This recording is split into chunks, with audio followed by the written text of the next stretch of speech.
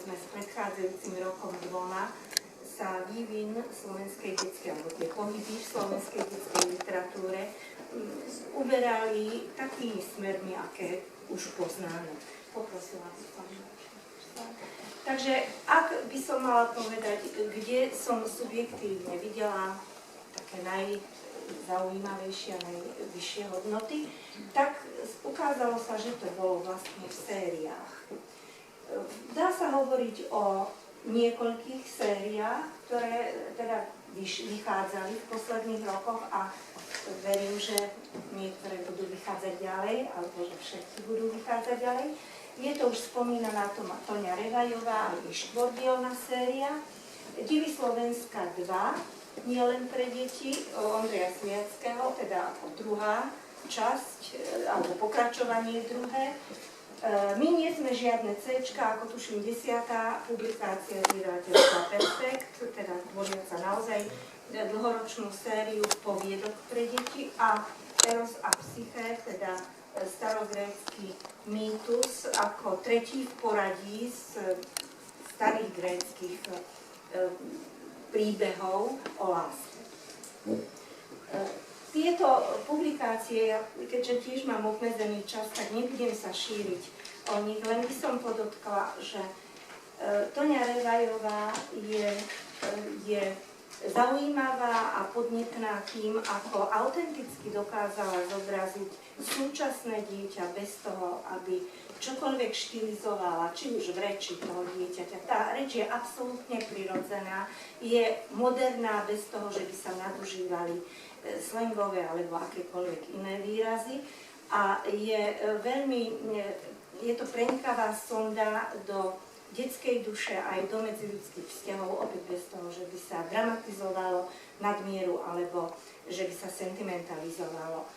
Divy Slovenska nie len pre deti, to je opäť predstavenie niečoho, čo by možno aj súviselo s tou pamäťou, lebo pán profesor Sliacký pracuje naozaj aj s takouto subjektívnou pamäťou na osobnosti, tak ako ich pravda, že poznal väčšinou v tomto prípade sprostredkovanie, alebo na miesta či udalosti, ale je to predstavenie podivuhodnosti, zaujímavosti Slovenska, ktoré by skutočne pri ktorých by sa mohol zastaviť alebo mal zastaviť nielen dospievajúci alebo detský čitateľ, ale aj dospelí. Tie C-čka si udržiavajú svoju takú stabilnú úroveň, no a rovnako aj mýtus pre rozprávanie Beaty Panákovej je podaním veľmi kultivovaným, ktoré je navyše cenné aj spôsobom, akým približuje, dajme tomu, isté osudy príbehu, o ktorom hovorí, a akým vykladá jeho zmysel.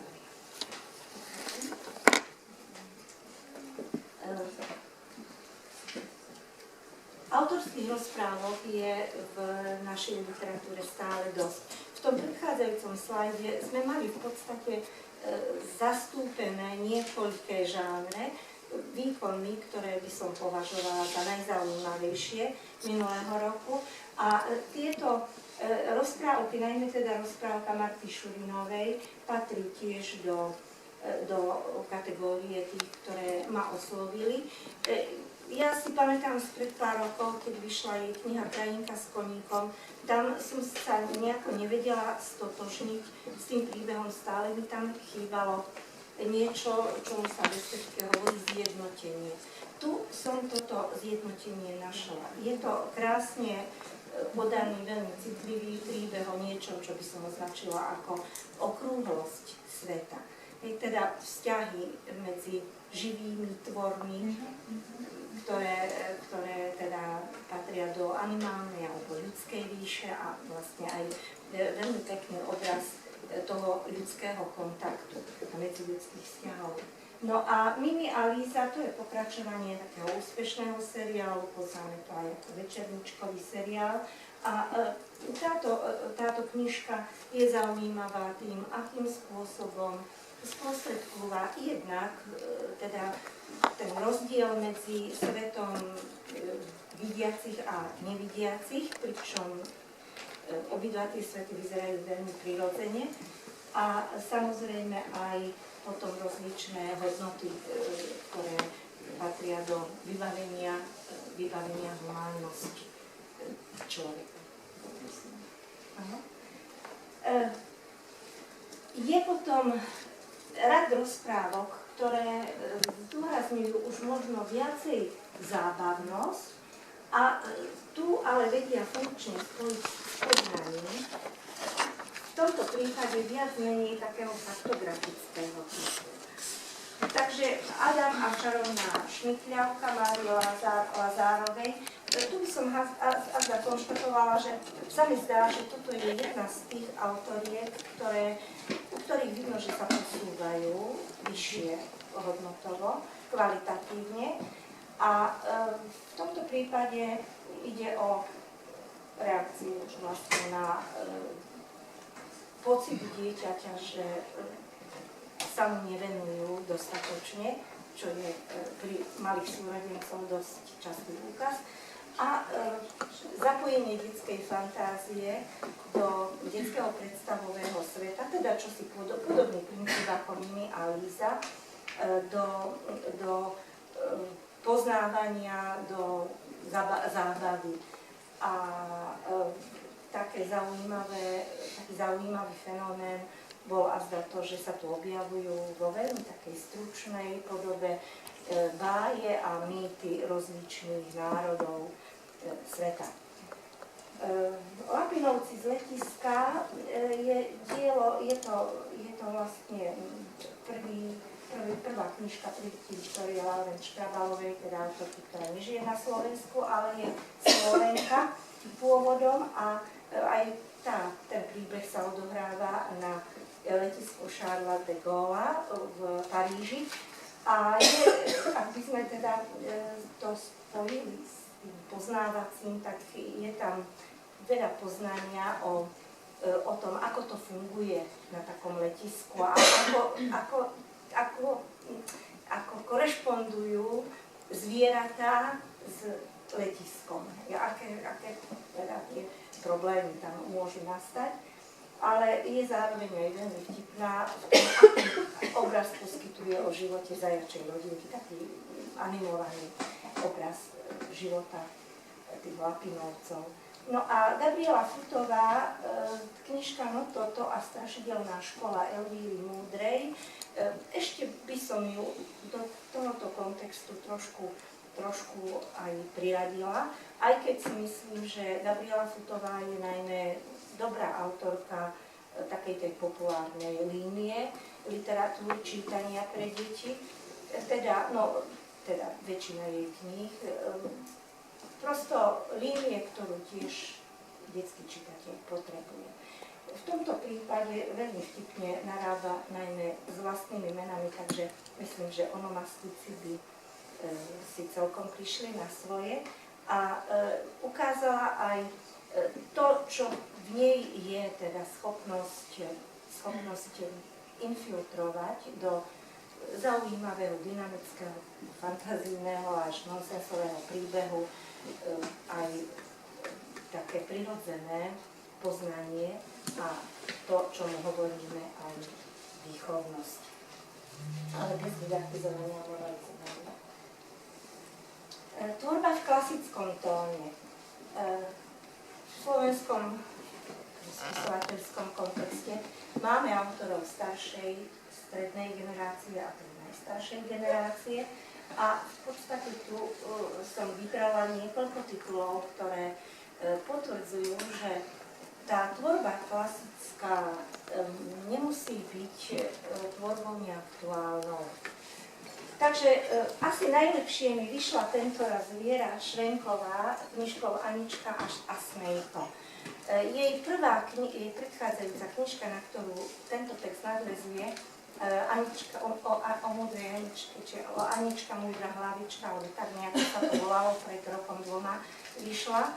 tak tam sme mali výhrady typu slabého zliterárnenia detských výrokov. Tam ako keby sa tá autorka bola príliš ponorila do pôvabu detských výrokových operácií takého dieťaťa okolo tých 2-3 rokov, ktoré začína zvládať jazyk a nedostatočne zliterárnila dané výroky.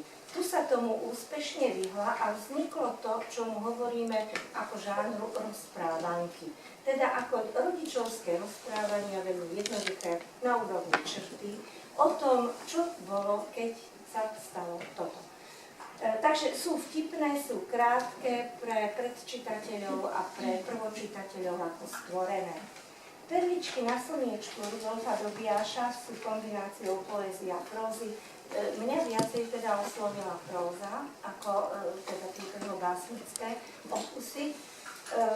Tie poviedky, sú tam žánrovo rozličné texty, od legien cez povesti, poviedky, rozprávky. Mi pripadali ako texty typu čítaniek, takže opäť tak pragmaticky som sa na to pozrela, že teda ako text, ktorý je čítankový, je to text akceptovateľný.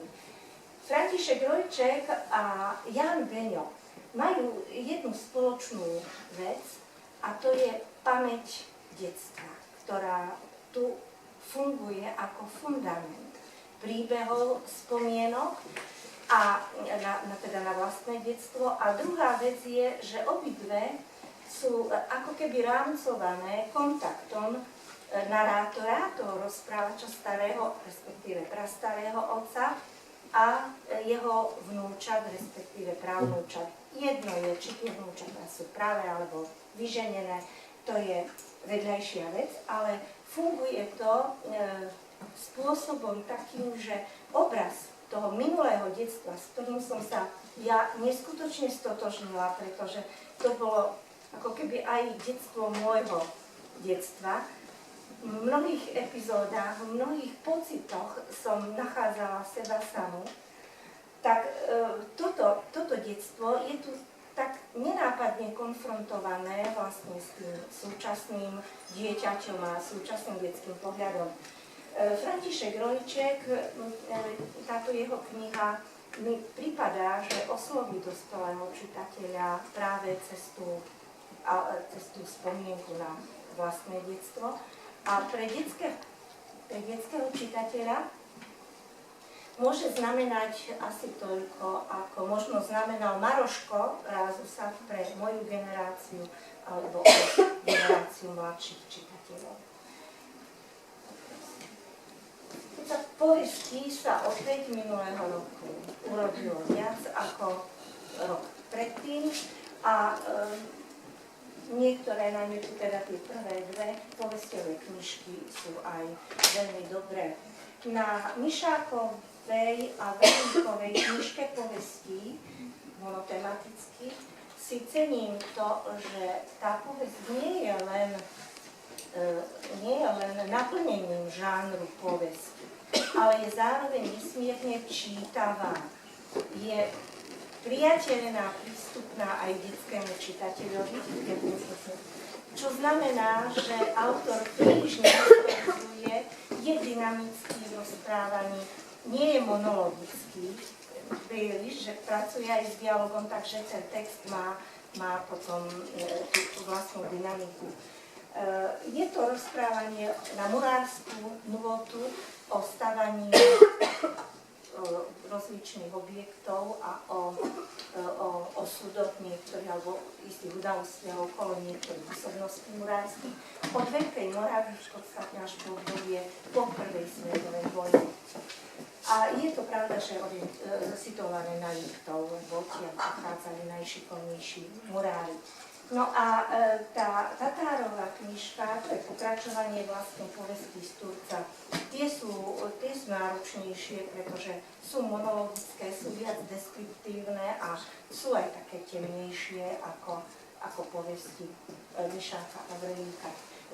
Priznám sa, že povesti Igora Válka boli pre mňa aj s tým sklamaním, pretože som čakala, že tam pôjde o povesť o na takú zaujímavú tému, ako sú pútavé a liečivé pramene, ale v podstate v mnohých prípadoch on vydáva za povesť vlastne rozprávkovú látku a v mnohých je to zase rozprávanie skôr črty o významných osobnostiach našej kultúry a nejako to tak prepojí aj s kúpeľami, v ktorých sa tá osobnosť ocitla, alebo v ktorým sa niečo viaže z jej života. Viola Jakubičková, to je, povedala by som to už, sa dá vidieť vlastne aj vizuálne. To sú povesti, ktoré sú už trošku komercializované. Ona musela skracovať každú povesť na rovnakú v podstate alebo porovnateľnú dĺžku na 1,5 strany, takže sú mnohokrát len takým dosť surovým prerozprávaním sižetu, ale zase dokážem si opäť pragmaticky predstaviť na hodinách vlastivedy vo 4. ročníku. Môžeme sa posunúť. Detstvo a dospievanie, okrem, ak sme ho mali u Tone Rebajovej, tak vo veľmi slušnej polohe ho nájdeme aj u Marty Hušíkovej v knižke Až raz bude kapitánom. Tam je to pravda, že rozprávanie o detstve menšieho dieťaťa. Ale už u Zuzany Štelbaskej v Zohničke, tak tam by som vyčítala takú prílišnú idylickosť toho podania života o dievčatku a jeho hrách a živote v rodine a vzťahu k okolitému prostrediu, ktorý si vytvára. Lena Riečanská a Daniela Ferková, to sú knižky pre starších čitateľov. Riečanská Achta Joja, to je taký ten stredný vek pre začínajúce tínedžerky. A je to taký ľahký príbeh, aj športový trošku, aj o kamarátstve, aj o takej prvej láske. Nie je zlý, ale nie je to ani nič, čo by bolo, čo by človeka teda až vystavilo a nejako potešilo až nad mieru. No a Daniela Ferková, Tanis pre Luciu Frej, toto dievčatko patrí medzi mladé autorky, tuším ako 17-ročná to napísala a vidno tam tú nezrelosť. Predovšetkým je to sentimentalizujúce, je to poplatné takým tým romantickým zápletkám a romantickým dianiam, takže a stereotypné. Je to pomerne taký mnohostranový román, ale na 2/3 je veľmi stereotypne rozvíjaný, aj keď sa usiluje typograficky to riešiť zaujímavo, teda inou farbou písma, inou farbou stránok, to, kde sa pohybuje v nejakom tom snovom priestore, ale nejako má ona rozprávačský dar, ale zrejme treba ešte na sebe pracovať. Ľahká dobrodružnosť v detskom príbehu znamená, že tá dobrodružnosť je nadobúdaná takým tým spôsobom typickým pre populárnu literatúru, zábavnú literatúru. To znamená s tým kumulovaním mnohokrát motívov, ktoré sú veľmi aktuálne alebo pomenúvajú veľmi aktuálne problémy spoločnosti, ale sú tak dosť nahusto hromadené a nerozvinuté, tak ako by to chcelo, keby sme daný problém skutočne sa chystali analyzovať. A sú to texty na postol napísané. Tá prvá je detská detektívka so všetkým, čo v detskej detektívke patrí, teda aj s naivitou, aká ju prenasleduje. Ale čo sa týka Futovej a brata, vidno za tým skúsených autorov, ale je to naozaj zábavná literatúra, nič viac a nič menej. A zábavnú literatúru podotýkam, deti potrebujú tiež, ale prečítate, odložíte, zabudnite. Hodnotové variácie, rozprávky, no nazvala som to nejako synkrétny typ, je to kreolizovaná rozprávka alebo nejaký iný žáner, rozličnými ďalšími žánrami, takže Bodiová, Štiavnický, Permoníci na báze povesti, máme tam aj dobrodružnosť, aj romantiku o Štiavnickom regióne, o Štiavnických tajchoch a kopcoch, ktoré majú každý svojho permoníka. Tajný cirkus je to takisto taká romanticko-dobrodružná až detektívnou zápletkou historka. Vojnický búbel, tam som čakala, že to bude povesť, ale ona to povesť nebola a bola to skôr taká rozprávková féria nejaká. A Madame Ježibaba Čontošová, to je príbeh, ktorý si ako ambíciu stanovuje aj sprostredkovať deťom základné pojmy z angličtiny. Takže je to taká paródia Medovníkového domčeka trošku a do toho je potom celkom vtipným spôsobom zakomponovaná aj angličtina. Akurát tie posledné kapitoly sú už veľmi krátkodýchne. Tam ako keby sa autorka bola už ponáhľala, takže to už nerozvinula ako príbeh, ale len tak ako keby bola porozprávala na rýchlo. No a Branislav Jobus Plajko, ja mám s týmto autorom problémy, priznám sa bez mučenia. A toto je próza, ktorú jednoducho musím označiť ako hýč. Môžeme.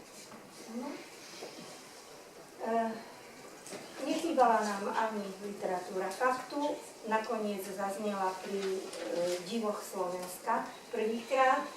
Ivan Turek, ako veci vidíme, to je literatúra faktu veľmi vážna, v podstate nasmerovaná k deťom, ktoré majú záujem o fyziku a o javy týkajúce sa svetla a jeho súvislosti s obrazom. A on veľmi teda tak zhlboka vykladá tieto javy a usiluje sa to urobiť zaujímavo tým, že tam používa otázky kvázi detského typu, takže predsa len to je aj pre čitateľa také prehľadnejšie a zaujímavejšie. No a Slovácia slova Jozefa Pavloviča, tak tu sa pokračuje v takomto výklade, zaujímavom výklade etymológie jednotlivých slov slovenčiny. Myslím, že tento raz je to ale dosť také nahustené, že veľmi veľa výrazov chcel vyložiť a nedoprial tomu už tú epickú šírku, akú doprial v predchádzajúcich knihách. Môžeme to posunúť. No a to je posledný slajd. Zdá sa, že pre mnohých tvorcov textov pre deti, neodvážim sa povedať detských kníh, sa zdá, že treba byť spisovateľom. Zdá sa to najmä mnohým osobnostiam zo showbiznisu. No a tak vlastne sa to ukázalo aj minulého roku.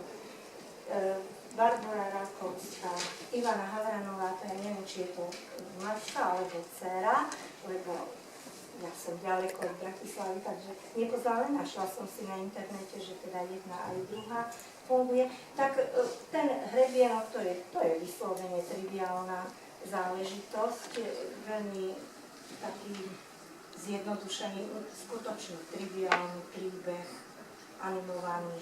Halkáči sú opäť dosť stereotypné, je to rozprávanie o psoch, ale prečo to muselo byť tak rozprávkovo nejako zarámované, to nie je celkom jasné.